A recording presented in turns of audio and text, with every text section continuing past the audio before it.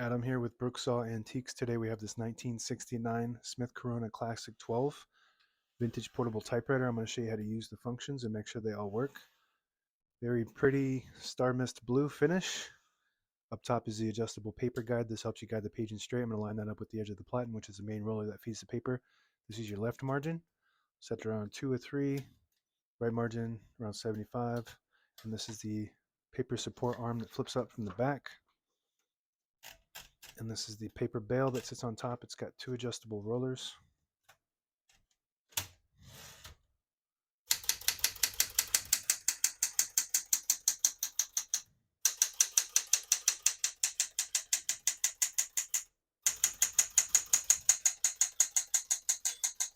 Once you hear the bell, you're at the end of the margin. Hit this line space, get you back to the beginning, and skips 1, 2, or 3. Right now we have it on single, but if you want double, you just flip that switch back. It skips 2. One more, it skips 3. We're going to keep that on single for now and finish typing.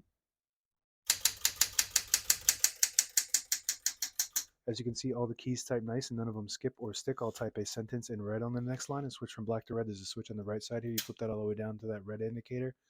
It prints the bottom portion of the ribbon when you have it in the middle. It doesn't print any ink at all. It just leaves a stencil for copying purposes. When you have it up top, it prints the top portion of the ribbon, which is black. We're going to move that down for red.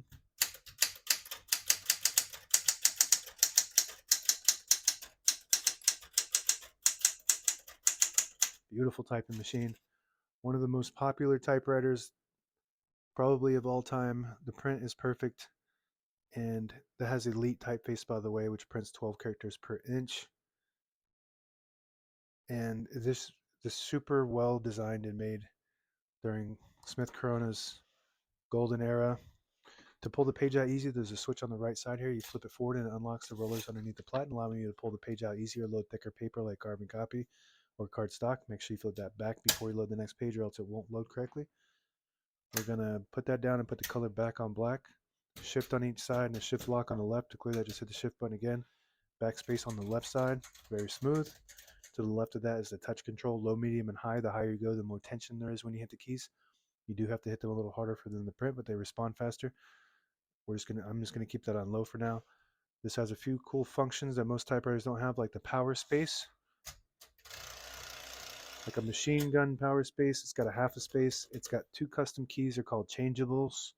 This is a 1 and exclamation point, kind of faded, but what you do is you have a custom kit, and it comes with the cap and the cap on the type bar as well for the slug, and it's got 2 of those, so you get 1 on each side. This is a plus and equal sign, but you can change these to accent symbols or whatever symbols that you can find on eBay. They don't make them anymore, so you just got to kind of find them, people selling them. Up top is the tab function. So right now we have them set on 10 space intervals, so I'm just going to go to each one of them and hit the clear.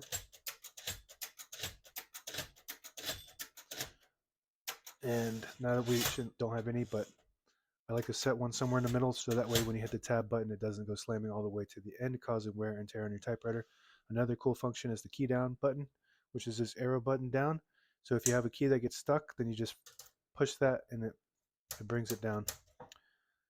So you don't have to touch it and get ink on your fingers. And below that is the margin release. When you get to the end of the margin, there's a mechanism that blocks you from printing. Hit the MR button, it does allow you to go all the way to the end.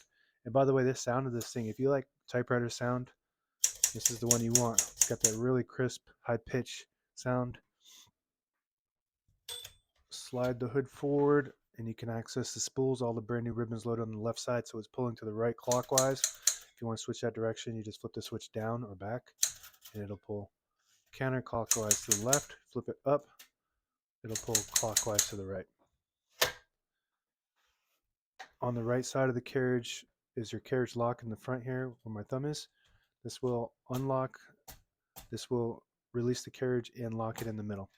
To unlock it, you just push it to the right, and behind the knob is the right carriage release button or lever, and it's made out of hard plastic, so these things break off all the time. So if you need a replacement, check out my shop. I have replacements that are 3D printed since they don't make them anymore, really close to this design. And this is your left carriage. These are both the originals, by the way. And that can pop down. I'm not sure if a lot of people leave that open, but that just pops right into there. This is made out of hard plastic, and it just pops right in there. Left carriage release, super smooth. And if you push in this button here, it disables the spacing so you can get to an exact spot on the page. You let it go, you get the clicks. Each one of those clicks is one space. And the same concept on the inside here. If you flip this little switch down, it disables the spacing. Flip it up, you get the clicks. And on the inside of the plot in there is the page gauge. You got set and end, and you just want to set it right below the 11. There's a notch there. And you load the page right there, and then it'll start to warn you on the left side of end when you start getting close to the end of the page. It's 2 inches, 1.5, 1 inch, and then that's the end. And that's it. Now available on eBay or Etsy. Search Brooksaw Antiques.